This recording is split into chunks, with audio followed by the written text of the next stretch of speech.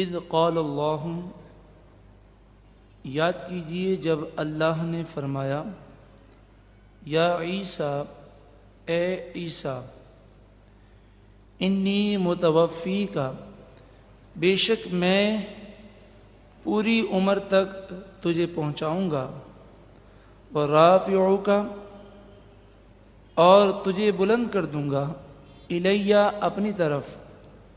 ومطہرک من الذین کفروا، اور کافروں سے میں تجھے محفوظ رکھوں گا۔ ان مثل عیسیٰ عند اللہ کمثل آدم، بے شک عیسیٰ علیہ السلام کی مثال اللہ کے نزدیک ایسے مثال ہے جیسے آدم علیہ السلام کی مثال، کہ آدم علیہ السلام بغیر ماں باپ کے پیدا ہوئے اور عیسیٰ علیہ السلام بغیر باپ کے پیدا ہوئے۔ خلقہ من تراب، اللہ تعالیٰ نے آدم علیہ السلام کو مٹی سے بنایا، ثم قال لہ، پھر ان سے فرمایا، کن، ہو جا، فیکون، تو وہ ہو گئے۔ الحق من ربک، اے لوگوں حق تمہارے رب کی طرف سے ہے،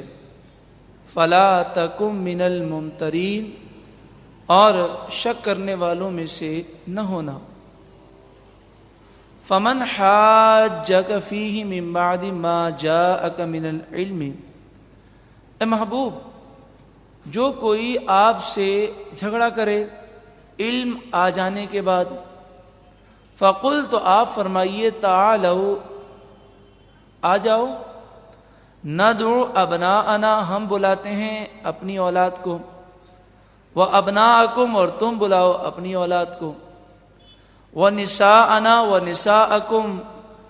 ہم بلاتے ہیں اپنی عورتوں کو، تم بلاؤ اپنی عورتوں کو، وانفسنا وانفسکم، ہم خود بھی آتے ہیں اور تم بھی آ جاؤ، ثم، پھر، نبتہل، ہم مباہلہ کریں،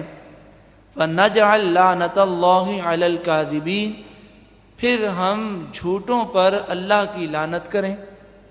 نبی اکرم صلی اللہ علیہ وآلہ وسلم سے مناظرہ کرنے کے لیے نجران کا ایک وفد آیا، اور مناظرہ میں جب وہ ہار گئے تو بحث بازی کرنے لگے، اور باوجود ہارنے کے وہ اپنی غلطی تسلیم انہوں نے نہ کی۔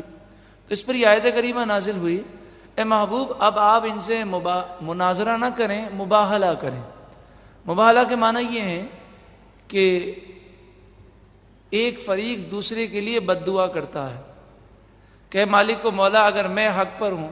اور یہ ناحق ہے، یہ غلط ہے، تو اسے تباہ و برباد فرما،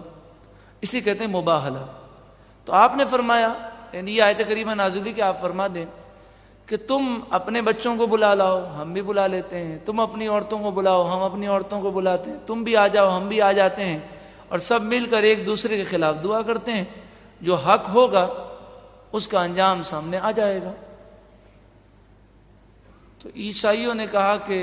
ہمیں آپ مہلت دیں، ہم سوچ کے بتاتے ہیں۔ پھر یہ سوچنے لگ گئے، یہاں تک کہ دوسرا دن آ گیا۔